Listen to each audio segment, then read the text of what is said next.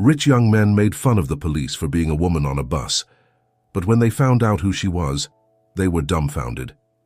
In the bustling streets of Mexico City, where the aroma of tacos al pastor mingled with exhaust fumes, a woman walked with a firm step and a determined gaze. Guadalupe Hernandez, 35, was an imposing figure in her police uniform, her black hair pulled back in a tight bun and her dark eyes scanning every corner of Reforma Avenue. To those who watched her pass by, Guadalupe was the spitting image of authority and duty, but behind that facade of strength, she hid a story of love, loss, and sacrifice that had haunted her for the past 9 years. Guadalupe had not always been a police officer. In another life, almost a decade ago, she was simply Lupe, a young woman of humble origins who had fallen madly in love with Alejandro Montero, the heir, to one of the most influential families in the Mexican capital. Their love had been intense and passionate, as love in youth usually is, and they soon found themselves married and expecting their first child. Mateo's birth had been the happiest moment in Guadalupe's life. Holding her little boy in her arms with Alejandro by her side, she had believed that nothing could ruin her happiness. How wrong she had been. Alejandro's family, especially his mother, Doña Carmen, had never looked favorably on her son's relationship with a working-class woman. From the beginning, they had done everything possible to separate them, but their love for each other seemed invincible. However, with Mateo's arrival, Doña Carmen saw her chance. Little by little, she poisoned Alejandro's mind, sowing doubts about Guadalupe's ability to be a good mother and wife. She constantly reminded him of her humble origins, insinuating that she could never give Mateo the life a Montero deserved. Alejandro, weak in the face of pressure from his family and his mother's constant manipulations, began to distance himself from Guadalupe. The fights became more frequent, the sleepless nights longer, and the love that once seemed unbreakable began to crumble. The final blow came when Mateo was barely a year old. Taking advantage of her connections and the family fortune, Doña Carmen orchestrated a plan to take custody of Guadalupe. With reputable lawyers and bought witnesses, she painted Guadalupe as a neglectful and unstable mother, unable to provide an adequate home for little Mateo. The day the judge handed down the sentence, awarding full custody to Alejandro, was the day Guadalupe's heart broke into 1,000 pieces. Seeing Doña Carmen smile triumphantly as she carried Mateo in her arms was an image that would haunt her for years to come.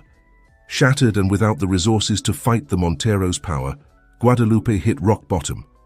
But in the depths of her despair, she found a spark of determination. She vowed to herself that someday she would get her son back, that she would once again take her rightful place in Mateo's life. It was then that she decided to enter the police academy. She sought not only stability and respect, but also the opportunity to do justice, to protect those who, like her, had been victims of the powerful. The years at the academy were hard. Guadalupe faced not only the rigorous physical and mental training, but also her own demons. Every night when she closed her eyes, she would see Mateo's face, imagining how he would be growing up without her. But instead of breaking down, he channeled that pain into determination. She graduated with honors from the academy, quickly becoming one of the most respected officers in her unit. Her dedication to her job and her unwavering sense of justice led her to rise quickly through the ranks of the capital's police force.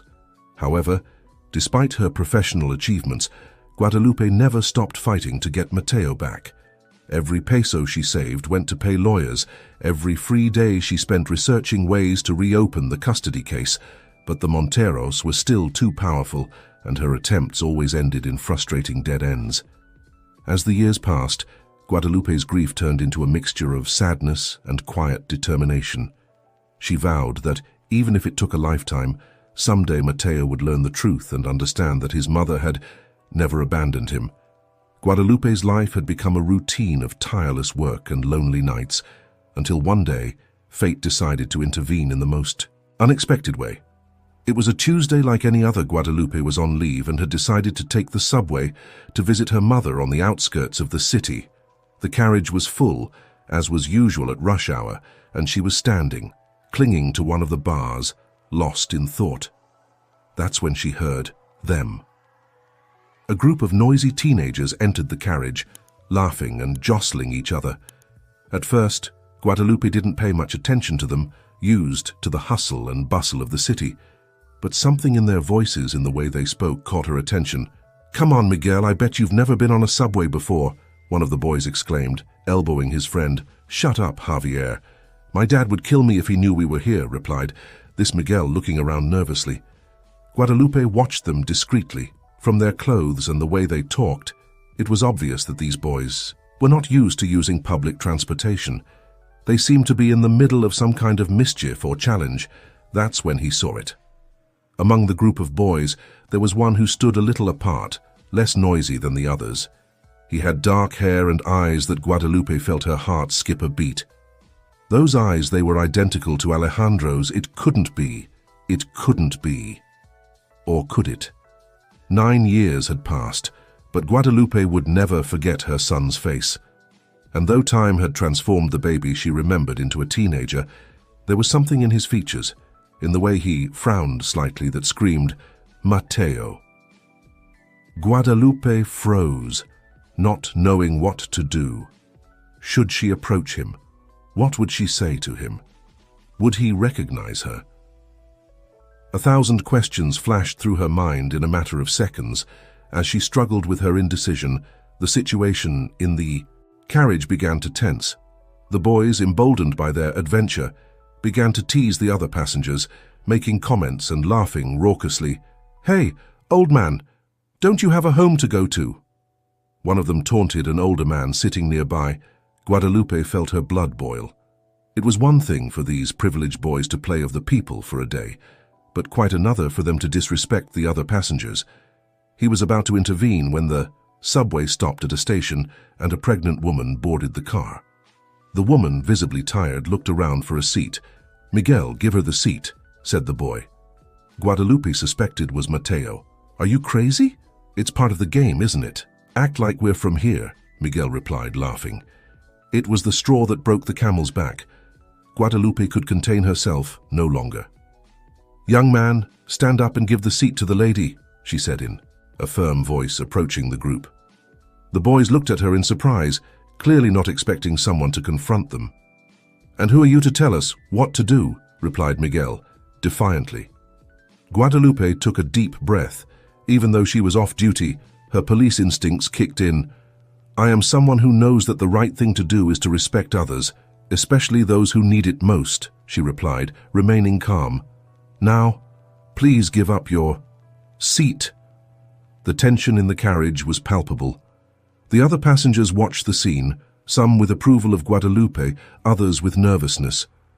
It was then that Mateo, or the boy Guadalupe thought was Mateo, stepped forward. "Miguel, do it." "The lady is right," he said, and then, looking at Guadalupe, added, "I'm sorry. We didn't mean to cause trouble." There was something in that look, in the way their eyes met, that made the world stop. For a moment, Guadalupe saw in those eyes a mixture of embarrassment, but also of something more, recognition. Miguel reluctantly got up and gave the seat to the pregnant woman. The tension began to dissipate, but Guadalupe could not take her eyes off Mateo. She wanted to say something, to do something, but the words stuck in her throat. It was Mateo who broke the silence. "Excuse me," he said, approaching Guadalupe. We know each other from somewhere?" Guadalupe's heart skipped a beat. Was it possible that he felt that connection too? She started to say, but was interrupted by the announcement of the next station. Mateo's friends began moving toward the door, calling out to him, "Mateo, come on, this is our stop." Guadalupe felt the world stop Mateo. It was him. There was no doubt. Before she could react, Mateo was dragged out of the carriage by his friends. The last thing Guadalupe saw was his confused face looking back before the doors closed. The subway started up, taking Guadalupe away from her newfound son. She clung to the bar, feeling her legs give out. After 9 years, she had seen Mateo. She had talked to him. And now, once again, she had lost him. But this time it was different. This time he knew Mateo was in town, and more importantly, it seemed that a part of him had recognized her as well. With trembling hands, Guadalupe pulled out her phone. She had some calls to make. The search she had abandoned years ago was rekindled with renewed strength. This time, she vowed, she would let nothing and no one come between her and her son. The story isn't over yet, but if you listened this far, it's because you're liking it. So please consider subscribing to the channel and comment where you live. Back to the story. The next few days were an emotional roller coaster for Guadalupe. On the one hand, the joy of having seen Mateo, of knowing that he was well and had become an educated and conscientious young man, filled her with pride. On the other hand, the frustration of not being able to get close to him, of not being able to explain everything that had happened, consumed her. Guadalupe channeled all that energy into her work and her personal investigation. Using her contacts in the police and her detective skills, she began to track the Monteros' movements. She discovered that Alejandro was now a successful businessman, Mateo was attending a prestigious private school in the most exclusive area of the city, and Doña Carmen was still a prominent figure in the social circles of the Mexican elite. But what most caught her attention was a seemingly insignificant detail. Mateo was part of his school's swimming team. This little tidbit of information awakened a distant memory in Guadalupe. When she was pregnant, she used to joke with Alejandro about how her son would be a great swimmer, as he never seemed to sit still in her belly. With this information, Guadalupe made a plan. She knew she couldn't just show up at Mateo's school or at the Monteros' house. She needed a more subtle approach, a way to get closer to her son without alerting Alejandro or Doña Carmen. That's when fate intervened again.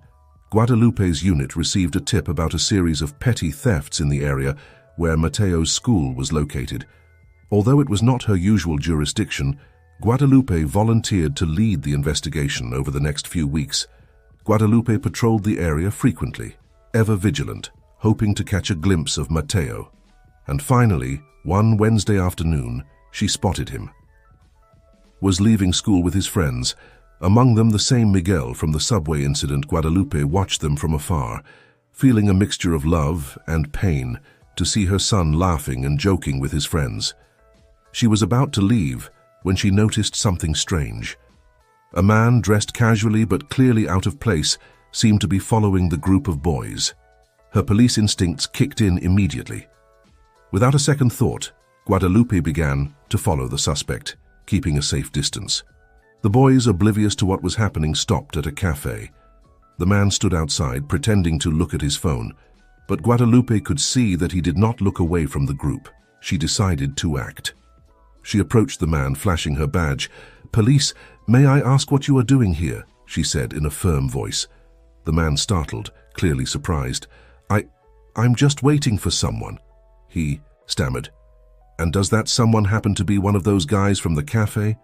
Guadalupe kept her gaze fixed on the man, who began to sweat visibly. "Sir, I suggest you tell me the truth. Why are you following those boys?" The man, cornered, finally confessed, "Look, officer, I'm just following. Orders. I was hired to keep an eye on the Montero boy, Mateo. I don't know any more details. I'm just paid to report his movements." This revelation shook Guadalupe. Who would be interested in following Mateo? Would it be Doña Carmen distrusting her own grandson? Or was there something more sinister at play? "He's coming with me to the police station for a formal interrogation," Guadalupe said, trying to remain calm despite the storm of emotions raging inside her. As she handcuffed the man, Guadalupe saw out of the corner of her eye that Mateo and his friends were leaving the cafe. For a moment their gazes met. Guadalupe saw a flash of recognition in her son's eyes, followed by confusion. "Officer?" called Mateo, approaching cautiously. "Are you the same one from the subway?" Guadalupe felt her heart skip a beat. "Yes, it's me," she replied, struggling to maintain a professional tone. "What's going on? Did this man do something wrong?" asked Mateo, looking at the suspect curiously. "It's a police matter, young man," Guadalupe replied, aware that she could not reveal the true nature of the situation. The best thing is for you and your friends to go home. Matteo nodded, but did not move. There was something in his eyes, a mixture of curiosity and something deeper that kept Guadalupe pinned in place, you know, Matteo finally said. Ever since I saw her on the subway, I've had this strange feeling, like I know her from somewhere. Guadalupe felt a lump form in her throat. How could she answer that without revealing everything? Sometimes, she said carefully, our instincts tell us things our minds can't explain. Matthew stared at her, as if trying to decipher a riddle. Yeah, I guess so, he muttered. At that moment, Matteo's phone rang. It was Alejandro asking where he was. I have to go, Matteo said, still looking at Guadalupe with a mixture of curiosity and confusion. But may I ask your name? Guadalupe, she replied, feeling like each letter weighed a ton. Officer Guadalupe Hernandez. Matteo nodded slowly. Thank you, Officer Hernandez, for the subway thing and for whatever it is you're doing right now. As she watched Matteo walk away with his friends, Guadalupe felt such an intense mix of emotions that she could barely breathe. She had been so close to her son, had talked to him, and yet she still felt so far away. The next few days were a whirlwind. The interrogation of the man following Matteo revealed that he had been hired by a private investigator agency, but he refused to reveal who the client was. Guadalupe suspected that Doña Carmen was behind everything, but had no proof. Meanwhile, Matteo's image, his voice, the way he had looked at her, kept replaying in Guadalupe's mind. She knew she had to do something, that she could not let this opportunity pass. After much deliberation, Guadalupe made a risky decision. Using her contacts in the police, she managed to get Matteo's email address. With her heart in her hand, she wrote him a message. Dear Matteo, I know this may seem strange, but I am the officer you met on the subway and then outside the cafe. There is something important I need to discuss with you. If you are willing, I would like to meet at a public place of your choice. I understand if this makes you uncomfortable, and I will respect your decision if you prefer not to. Sincerely, Officer Guadalupe Hernandez. After sending the mail, Guadalupe felt like she was on the edge of a cliff. Had she done the right thing? How would Matteo react? The answer came 2 days later when Guadalupe was in the middle of her shift. Officer Hernandez, your message surprised me, but I must admit it also intrigued me. There is something about you that seems familiar, although I can't explain why. If you still want to meet, I will be at Chapultepec Park this Saturday at 3 p.m. near the main fountain. Matteo Montero. Guadalupe read the message over and over, feeling a mixture of excitement and terror. This was the moment she had been waiting for 9 years, the chance to talk to her son, to explain the truth. But was she really ready? Saturday came faster than Guadalupe would have liked. She dressed in casual clothes, trying not to look like the cop she was. When she arrived at the park, she saw Matteo sitting on a bench near the fountain, nervously looking around. Taking a deep breath, Guadalupe walked over. Hola, Matteo, she said softly. Matteo looked at her, a mixture of curiosity and apprehension in his eyes. Officer Hernandez, he replied, standing up. You can call me Guadalupe, she said, feeling her heart pounding so hard she feared Matteo might hear it. They sat on the bench, an awkward silence between them. Finally, Matteo spoke. What did you want to talk to me about? Guadalupe closed her eyes for a moment, gathering all her courage. When she opened them, she looked directly into her son's eyes. Matteo, she began, her voice barely a whisper. There is something you need to know. Something about your past, about your, family, about me. And so, sitting on that bench in Chapultepec Park, with the sound of the fountain in the background and the bustle of the city around them, Guadalupe began to tell the story she had held in her heart for 9 long years. The story of a young girl in love, of an adored baby, of a powerful family, and of the lies that had separated them. The story of a mother who never stopped fighting, who became a policeman to find the strength and the means to get her son back. As she spoke, Guadalupe saw emotions cross Matteo's face: surprise, disbelief, anger, and finally, a mixture of confusion and longing. "You are you, my mother?" asked Mateo, his voice trembling. Guadalupe nodded, tears running freely down her cheeks. "Yes, Mateo, I am your mother, and I never, not for a second, stopped loving you or fighting for you." What happened next would change the course of their lives forever. But that, as they say, is another story. The story isn't over yet, but if you listened this far, it's because you're liking it. So please consider subscribing to the channel and comment where you live. Back to the story. The silence that followed Guadalupe's revelation seemed to stretch on forever. Mateo stared at her, his eyes a storm of mixed emotions. Guadalupe could see the conflict on his face, the struggle between what he had always believed and this new truth he had just discovered. "No, it can't be true," Mateo finally murmured, his voice barely audible. "My father, my grandmother, they told me that my mother had abandoned us, that she didn't care about us." Guadalupe's heart broke at those words. "Oh, Mateo," she said softly, resisting the urge to hug her son. "That's not true. I never abandoned you. They took me from you, took your custody from me, using their money and influence." Matthew stood abruptly, running his hands through his hair in a gesture of frustration. "Why should I believe you? I don't know you. You've been a stranger all my life." Guadalupe stood up as well, but kept her distance, mindful not to push too hard. "You're right, Mateo. You don't know me. And I understand this is hard to believe, but I have proof, documents, photos, witnesses. If you give me the chance, I can show you the truth." Mateo looked at her, a mixture of doubt and longing in his eyes. I need time to process this. It's too much." Guadalupe nodded, understanding perfectly how overwhelming all of this must be for him. "I understand. Take as much time as you need. I'll be here when you're ready to talk again." He pulled a card from his pocket and handed it to Mateo. "This is my number. You can call me or write me any time, for anything." Mateo took the card with trembling hands.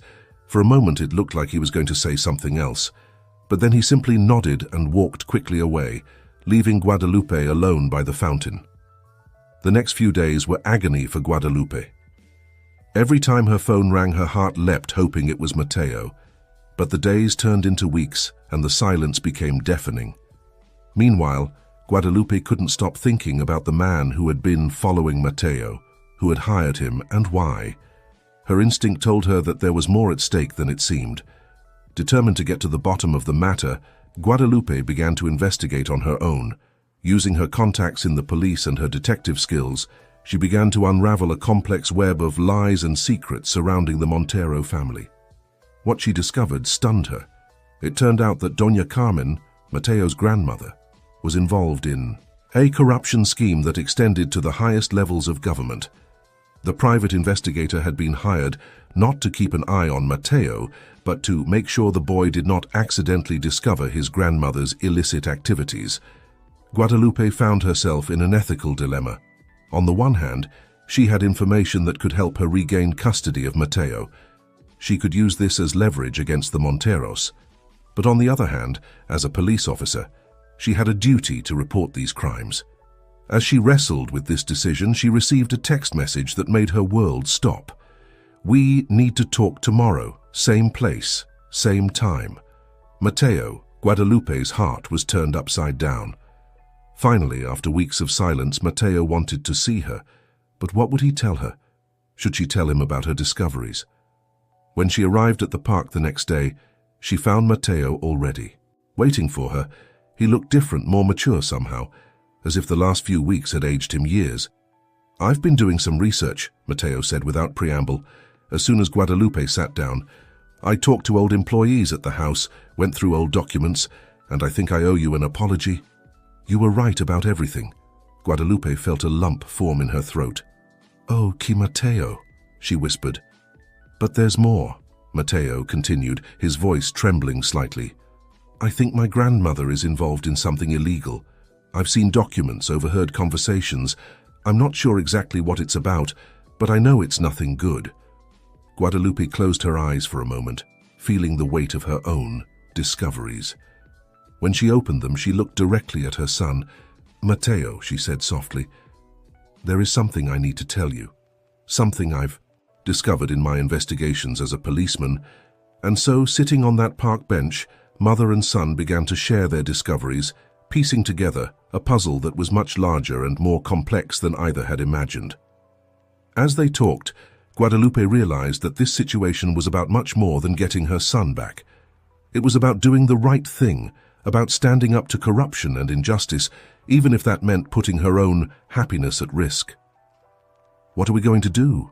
asked Mateo finally, his voice a mixture of fear and determination. Guadalupe took her son's hand, feeling for the first time in years the connection that should have always existed between them.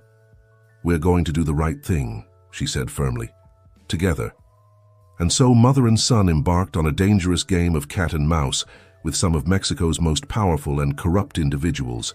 They knew the road ahead would be difficult and dangerous, but they also knew they had something their opponents did not: truth and a mother's unconditional love for her son. As they walked away from the park, hand in hand, Guadalupe felt a mixture of fear and hope. She didn't know what the future held for them, but for the first time in 9 years, she felt she was finally whole. She had her son back, and together they could face whatever fate would throw at them. The fight was just beginning. But Guadalupe knew that no matter what happened, she had already won the most important battle of all. She had her son back, and with him, the chance to be the mother she had always wanted to be. The next few days were a whirlwind of activity. Guadalupe and Mateo worked tirelessly, gathering evidence and building a solid case against Doña Carmen and her accomplices. Each new piece of information they uncovered brought them closer to the truth, but also increased the danger they faced. Meanwhile, the relationship between mother and son blossomed. Every moment together was an opportunity to make up for lost time. Guadalupe listened avidly to stories of Mateo's childhood, her heart aching for the moments she had missed, but grateful that she could be a part of his life now. One night, as they were going through documents in Guadalupe's small apartment, Mateo paused and looked at his mother curiously. "Mom," he said, the word still sounding new on his lips, "how could you keep fighting all these years? How could you not give up?" Guadalupe felt a lump form in her throat. "Oh, Mateo," she answered softly. "There were moments when I wanted to give up, moments when the pain was almost unbearable. But every time I thought of you, of your smile, of how it felt to hold you in my arms when you were a baby, it gave me the strength to keep going. A mother's love is the most powerful force there is." Mateo nodded, his eyes shining with unshed tears. "I'm sorry," he whispered. "I'm sorry I doubted you at first." Guadalupe reached out and gently stroked her son's cheek. "You have nothing to apologize for, my love. The important thing is that we are together now." That moment of tenderness was interrupted by the shrill ringing of Guadalupe's phone. It was Carlos, her partner in the police force. "Lupe, we have a problem," Carlos said, his voice strained. "Someone has been asking questions about you and your investigation. I think the Monteros suspect something." Guadalupe felt her blood run cold. She looked at Mateo, who was watching her with concern. "I understand, Carlos." "Thank you for warning me," he replied, trying to remain calm. "We'll take precautions." After hanging up, Guadalupe explained the situation to Mateo. "We need to accelerate our plan," she said. "We can't wait any longer." Mateo nodded, his face a mask of determination. "What do we do now?" "We're going to take all our evidence to the Attorney General," Guadalupe replied. "It's risky, but it's our best chance to expose the truth and make sure justice is served." The next few days were a race against time. Guadalupe and Mateo worked day and night, organizing their evidence and preparing to present their case. They knew they were playing a dangerous game, but truth and justice were on their side. Finally, the day of the meeting with the Attorney General arrived. As they made their way to the prosecutor's office, Guadalupe couldn't help but feel a mixture of nervousness and anticipation. This was the moment they had been waiting for, the opportunity to expose corruption and clear their names. However, when they arrived at the prosecutor's office building, something did not seem right. There was too much activity too, many guards. "Something's not right," Guadalupe muttered, her police instincts on high alert. Just then, they saw Alejandro leaving the building, accompanied by Doña Carmen and a group of men in expensive suits. Mateo tensed at her side. What are they doing here? Before Guadalupe could answer, they were surrounded by a group of officers.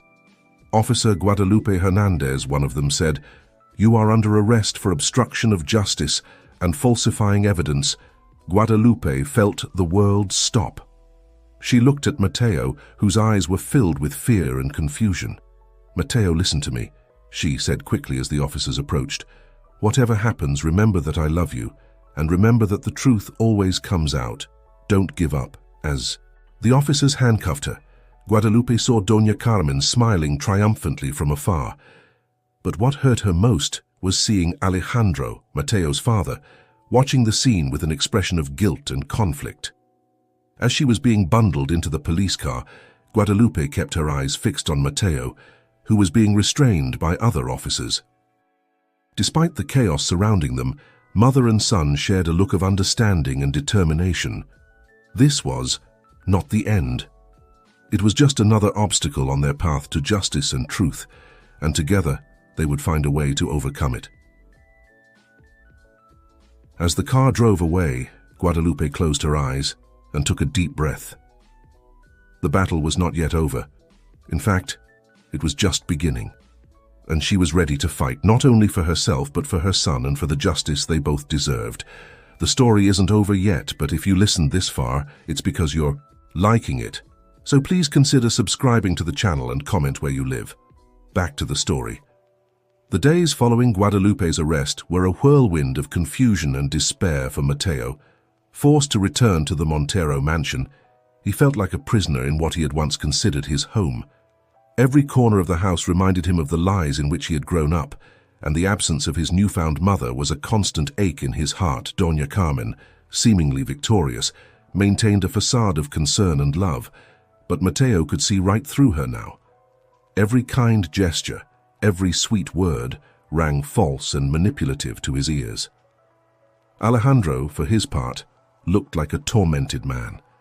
Matthew watched him with a mixture of anger and pity, watching his father struggle with the guilt of his past actions.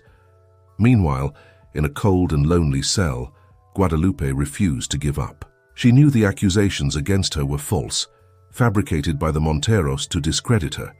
But she also knew that the truth was on her side and that she had an invaluable ally in her son.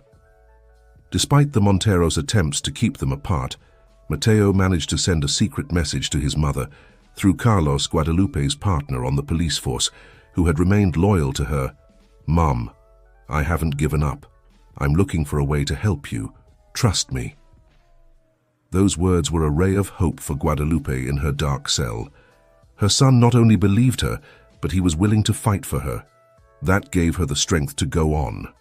Mateo, for his part, became a detective in his own right. Taking advantage of his position within the Montero household, he began to search for evidence that could exonerate his mother and expose his grandmother's corruption. One night, while everyone was asleep, Mateo slipped into Doña Carmen's study. With his heart pounding, he began going through the files and documents his grandmother jealously guarded. It was then that he found him. Hidden in a secret compartment of the desk was a flash drive. With trembling hands, Mateo plugged it into the computer and began to review its contents. What he saw took his breath away. The flash drive contained irrefutable evidence of Doña Carmen's corruption, records of bribes, money laundering schemes, even evidence of blackmail of high-ranking officials. But most shocking was a document detailing the plan to separate Guadalupe from her son 9 years ago. With his heart racing and his hands shaking, Mateo quickly copied all the information onto another flash drive he had brought with him. Just as he was about to finish, he heard footsteps in the hallway. He quickly unplugged the flash drive and hid it in his pocket. He barely had time to close the computer and hide behind the curtains when the door opened. It was Alejandro. Mateo held his breath as he watched his father enter the room, looking tired and dejected. To his surprise, Alejandro went straight to the desk and pulled the original flash drive out of the secret compartment. "I can't do this anymore," Alejandro muttered to himself. I have to do the right thing." Mateo watched silently as his father walked out of the room with the flash drive in his hand. Once alone, he emerged from his hiding place, his mind working at full speed. What was Alejandro planning to do? Wasting no time, Mateo crept out of the house and headed for the police station. He knew it was risky, but he had to act fast when he arrived. He asked to speak to Carlos. "I have proof," Mateo said breathlessly, handing the flash drive to Carlos. "This proves my mother's innocence and the corruption of the Monteros." Carlos quickly reviewed the contents of the flash drive, his eyes growing wider and wider as he realized the magnitude of the evidence. "This is incredible," he finally said. "With this, we can not only free your mother, but also bring down the entire network of corruption." Just then, the office door burst open. To everyone's surprise, it was Alejandro, holding the original flash drive. "I came to confess," Alejandro said, his voice cracking with emotion. "And to deliver this," he held up the flash drive. Mateo looked at his father, a mixture of emotions crossing his face. Alejandro looked back at him, his eyes full of regret and determination. "I'm sorry, son," he said softly. "I know I can't undo the damage I've caused, but I can try to make it right now."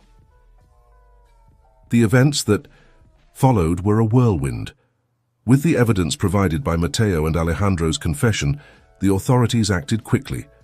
Doña Carmen and her accomplices were arrested, and Guadalupe was released with all charges against her dropped. The reunion between Guadalupe and Mateo was emotional. Mother and son embraced, tears of joy and relief running down their cheeks. "We made it, Mum," Mateo whispered. "We're together again." Guadalupe nodded, unable to speak out of emotion. Finally, after 9 long years, she had her son back in her arms. But the story did not end there. There were still many wounds to heal, many truths to face. Alejandro, repentant of his past actions, sought forgiveness and the opportunity to be part of his son's life. Guadalupe, meanwhile, struggled with mixed feelings toward the man she once loved and who had caused her so much pain. And in the midst of it all, there was Mateo, trying to reconcile his past with his present, learning to know the mother who had been taken from him and the father who now sought redemption. As the three sat together in the police station interrogation room, exhausted but relieved, Guadalupe looked at her son and then at Alejandro. "We have a lot to talk about," she said softly, "and a long way to go. But the important thing is that we are here, together, and this time nothing and no one will separate us." Mateo nodded, taking his mother's hand and looking at his father. "We're a family," he said, "a complicated, slightly broken family, but a family nonetheless, and together we can get through anything." As the sun began to peek through the window, marking the start of a new day, the three felt it was also the start of a new chapter in their lives. A chapter full of challenges, no doubt, but also full of hope, love, and the promise of a future together. The story isn't over yet, but if you listened this far, it's because you're liking it. So please consider subscribing to the channel and commenting where you live. Coming back to the story. The months that followed were a period of adjustment and healing for Guadalupe, Mateo, and Alejandro. Each day brought new challenges, but also new opportunities to rebuild the family bonds that had been broken for so long. Guadalupe, exonerated of all charges and reinstated in her position with the police, dedicated herself not only to her work, but also to making up for lost time with her son. Every spare moment was spent with Mateo, listening to his stories, sharing her own and creating new memories together. Mateo, for his part, was navigating uncharted waters. On the one hand, he was elated to finally have his mother in his life, to learn the truth about his past. On the other hand, he was dealing with complicated feelings towards his father and grandmother, trying to reconcile the love he felt for them with the betrayal they had committed. Alejandro, aware of the damage he had caused, struggled every day to earn his son's and Guadalupe's forgiveness. He attended therapy, had completely distanced himself from his mother's corrupt activities and sought ways to make up for the lost years.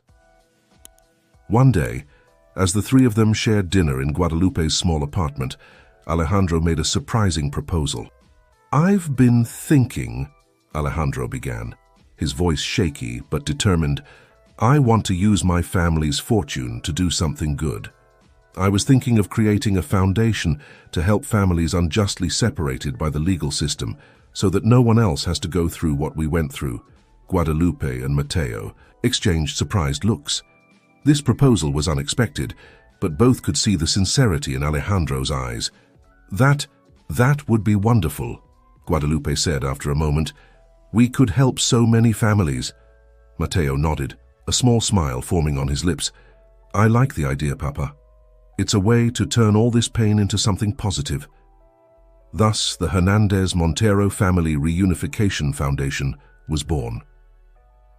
In the months that followed, the three worked tirelessly to establish the organization, each bringing their unique skills to bear.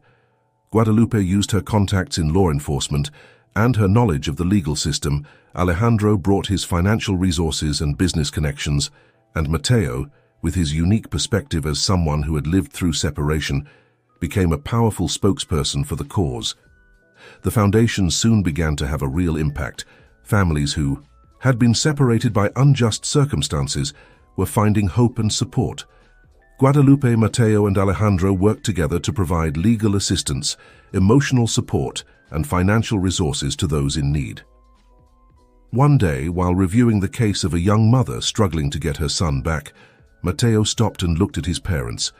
"You know, I never thought I would say this, but I'm grateful for everything we went through," he said, Guadalupe, and Alejandro looked at him in surprise.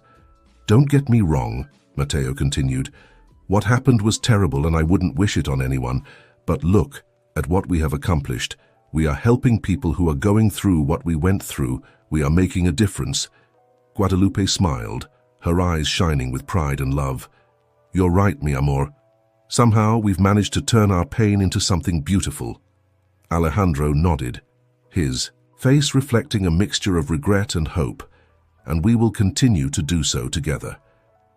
As time passed, the relationship between the three continued to evolve. Guadalupe and Alejandro never became a romantic couple again, but they developed a deep mutual respect and friendship based on their shared love for Mateo and their commitment to the foundation.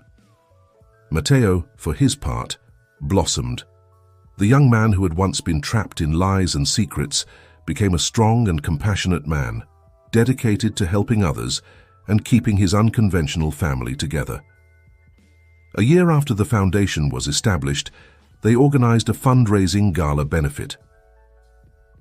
As Mateo gave an emotional speech about the importance of family unity and justice, Guadalupe and Alejandro watched from the audience, their hearts bursting with pride. "We did well, didn't we?" whispered Alejandro to Guadalupe. She nodded, her eyes fixed on her son. "Yes, we did. In spite of everything, we did well." That night, as the three shared a group hug after the event, Guadalupe realized they had accomplished something extraordinary. Not only had they healed their own wounds, but they had created something that would help heal the wounds of others. Life was not perfect. There were still difficult days, moments of doubt and conflict, but now they faced those challenges together, like the family they always should have been. As they drove home that night, Guadalupe looked at her son and her son's father and felt a deep sense of peace. The road had been long and difficult, but they had finally arrived where they were meant to be. "What are you thinking about, Mom?" asked Mateo, noticing her thoughtful look. Guadalupe smiled, taking her son's hand. "I think about how lucky we are, my love. In how, despite everything, we have found our way back to each other, and how together we are making the world a little better place." Alexander nodded, his face reflecting a mixture of gratitude and determination. "And we will continue to do so, day after day." Mateo smiled, looking at his parents. "We're an unconventional family, aren't we?" "We are," Guadalupe replied with a chuckle, "but that makes us special." As the car sped through the nighttime streets of Mexico City, the three felt a deep sense of belonging. They had been through the fire and had emerged stronger, wiser and more united than ever. And though they knew the road ahead would still have its challenges, they were ready to face them. Together, as the family they always should have been. The story isn't over yet, but if you listened this far, it's because you're liking it, so please consider subscribing to the channel and comment where you live. Back to the story. 5 years had passed since the night of the benefit gala, and the Hernandez Montero Foundation had become a powerful force in the fight for family justice in Mexico. Guadalupe, now 40, had risen to head her unit in the police, using her position to push for reforms in the system. Alejandro had left the business world entirely behind to devote himself full-time to the foundation. And Mateo, at 23, was finishing his law degree, determined to follow in his mother's footsteps in the fight for justice. One sunny Sunday afternoon, the quirky family gathered in Chapultepec Park, the same place where years earlier Guadalupe and Mateo had had their emotional reunion. As they shared a picnic, Mateo seemed nervous, fiddling with the edge of his napkin. "What's wrong, mi amor?" asked Guadalupe, noticing her son's restlessness. Mateo took a deep breath. "There's something I want to tell you," he said, looking at his parents. "I've been thinking a lot about my future, about what I want to do after I graduate." Alejandro and Guadalupe exchanged curious glances. "I want to expand our work," Mateo continued. "Not just in Mexico, but internationally. I've been in contact with similar organizations in other Latin American countries, and I think we could create a support network for families throughout the region." Guadalupe felt tears of pride well up in her eyes. "Oh, Mateo," she said softly, "that's wonderful." Alejandro nodded, a broad smile on his face. "It's a brilliant idea, son, and you have our full support." Mateo smiled, clearly relieved by his parents' positive reaction. "There's more," he said. "I've met someone special." Guadalupe and Alejandro exchanged surprised looks. "Her name is Sofia," Mateo continued. "She's a volunteer at the foundation we met a few months ago, and well, I think she's the one." "Oh, mi amor," Guadalupe said, hugging her son. "I'm so happy for you." Alejandro patted Mateo's back. "That's wonderful, son. When do we get to meet her?" "Actually," Mateo said, looking at his watch, "she should be here any minute. I invited her to join us." Just then, a dark-haired, bright-eyed young woman approached. The group Mateo stood up to greet her, his face lighting up in a way Guadalupe had never seen before. "Mom, Dad," Mateo said, taking the young woman's hand. "This is Sofia." As Guadalupe and Alejandro stood up to greet Sofia, Guadalupe felt a surge of emotions. To see her son so happy, so complete, was everything she had always wanted for him. The afternoon passed amid laughter and lively conversation.